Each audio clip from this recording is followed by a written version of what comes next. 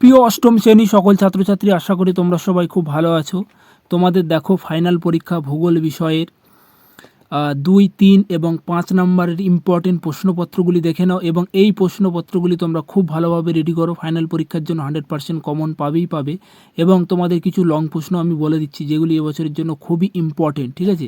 সেগুলি একটু দেখে নাও এবং ভিডিওটি তোমরা সম্পূর্ণ দেখো, দেখলে তোমরা বুঝতে পারবে এবং এই প্রশ্নপত্রগুলি খুব ভালোভাবে রেডি করো। দেখো প্রথমে আছে, দেখো তোমাদের 2 মার্কসের প্রশ্নপত্র। আচ্ছা দেখো 2 নম্বরের জন্য তোমরা যে প্রশ্নগুলি রেডি করবে বা ভালো করে মুখস্থ করবে, দেখো 1 নম্বর দেখো শিলামণ্ডল বলতে কী বোঝো?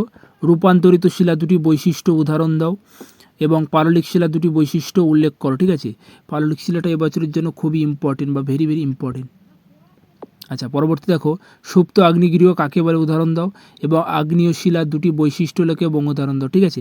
তোমাদের শিলার সম্পর্কে 3টি শিলা আছে, 3টি শিলার উদাহরণ এবং সংজ্ঞা সহ এবং বৈশিষ্ট্য খুব ভালোভাবে দেখে রাখবে, যে কোনো একটি তোমাদের পরীক্ষায় আসতে পারে, ঠিক আছে? Very important. আচ্ছা তারপরে দেখো অধক্ষেপণ কাকে বলে এবং শিশিরাঙ্ক কাকে বলে, তারপরে মৃত আগ্নেয়গিরি কাকে বলে, শিয়াল ও সীমার মধ্যে দুটি পার্থক্য লেখো। এটি হচ্ছে ভেরি ইম্পর্টেন্ট এবছরের জন্য। আচ্ছা তারপরে দেখবে 6 দাগেরটা দেখবে যে বৃষ্টির অঞ্চল কাকে বলে, ভেরি ইম্পর্টেন্ট। এবং নিয়সারী আগ্নেয় শিলা কাকে বলে, সম্পৃক্ত বায়ু কাকে বলে, ভূতাপ শক্তি কী, ম্যাগমা ও লাভার দুটি পার্থক্য, ঠিক আছে? এবছরের জন্য ভেরি ইম্পর্টেন্ট, এটা খুব ভালোভাবে দেখে রাখবে। আচ্ছা পরবর্তী দেখো প্রশান্ত মহাসাগরীয় আগ্নেয় মেখাল বলতে কী বোঝো? শিশির ও কুয়াশার মধ্যে দুটি পার্থক্য লেখো। জীবাশ্ম কী, ঠিক আছে? জীবাশ্ম কী ভেরি ইম্পর্টেন্ট এবছরের জন্য, খুবই ইম্পর্টেন্ট এবছরের জন্য, ভালোভাবে দেখে রাখবে। আচ্ছা পরবর্তী দেখো শৈলোৎক্ষেপ বৃষ্টিপাত কী? সংঘাত ও অসংঘাত পাললিক শিলা কাকে বলে, একটি করে উদাহরণ দাও। শিলা সছিদ্রতা কাকে বলে, স্থিতিশীল উন্নয়ন কাকে বলে, ভেরি ইম্পর্টেন্ট। আপেক্ষিক আর্দ্রতা কাকে বলে, ভূমিকম্পের দুটি ফলাফল লেখো। ফোরোক্লগ্রেন কী এবং মৌসুমি বিস্ফোরণ কাকে বলে, ঠিক আছে? এই প্রশ্নটি খুব ভালোভাবে দেখে রাখবে। আচ্ছা পরবর্তী দেখো কানাডীয় শিল্ড অঞ্চলে অসংখ্য হাত দেখা যায় কেন? দেখো এই যে প্রশ্নটি, ঠিক আছে, এই প্রশ্নটি তোমরা 2 এবং 3 নম্বরের জন্য ভালো করে রেডি করবে।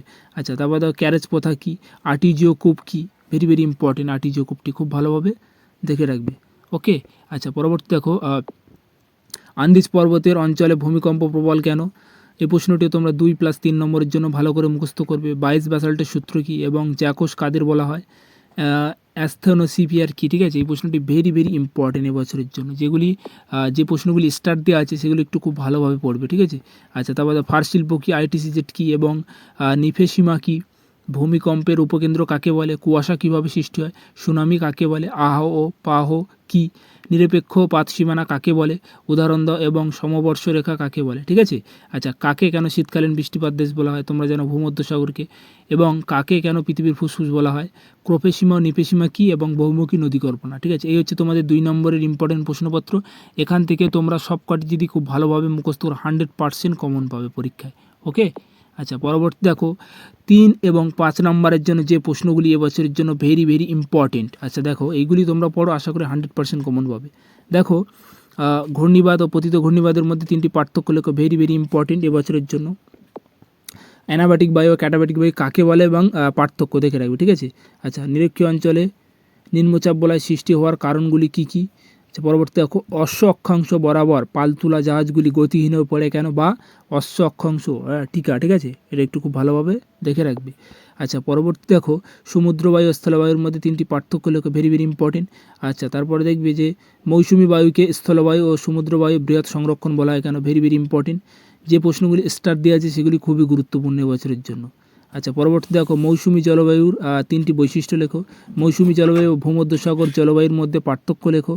তুন্দ্রা অঞ্চলে অধিবাসী জীবনযাত্রার সংক্ষিপ্ত বিবরণ দাও এবং নিরক্ষীয় জলবায়ু অঞ্চলে স্বাভাবিক উদ্ভিদ ও বন্য প্রাণীদের জীববৈচিত্র্য সম্পর্কে আলোচনা করো এবং মৌসুমি জলবায়ু আর্থসামাজিক পরিবেশ ও জীবনযাত্রা সম্পর্কে লেখো, ঠিক আছে?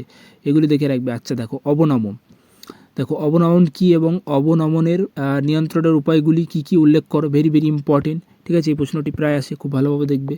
আচ্ছা পরবর্তী দেখবি যে অবনমনের ফলাফলগুলি আলোচনা করো এবং টিকা, একটি টিকা প্রায় আসে যে চিপকো আন্দোলন কী, ঠিক আছে? আচ্ছা পরবর্তী দেখবি যে মারে ডার্লিং আবাবিকা কৃষি ও পশুপালনের উন্নতির কারণ, ঠিক আছে, ভেরি ভেরি ইম্পর্টেন্ট এই প্রশ্নটি, ঠিক আছে, খুব ভালোভাবে মুখস্থ করবে। আচ্ছা, পরবর্তী দেখো, অস্ট্রেলিয়া ভূপ্রাকৃতিক বৈশিষ্ট্য সংক্ষিপ্ত বিবরণ দাও এবং শ্রেণীবিভাগ করো। পরবর্তী দেখো ওসিয়ানিয়া মহাদেশের স্বাভাবিক উদ্ভিদ ও জীববৈচিত্র্য সম্পর্কে লেখো, ঠিক আছে। এই হচ্ছে তোমাদের ফুল সাজেশান, এবং তোমরা যেগুলি স্টার দেওয়া আছে সেই প্রশ্নগুলি খুব জোর কদমে পড়বে, ঠিক আছে, সেগুলো একটু খুব ভালোভাবে দেখে রাখবে। ভিডিওটি সম্পূর্ণ দেখার জন্য অসংখ্য ধন্যবাদ।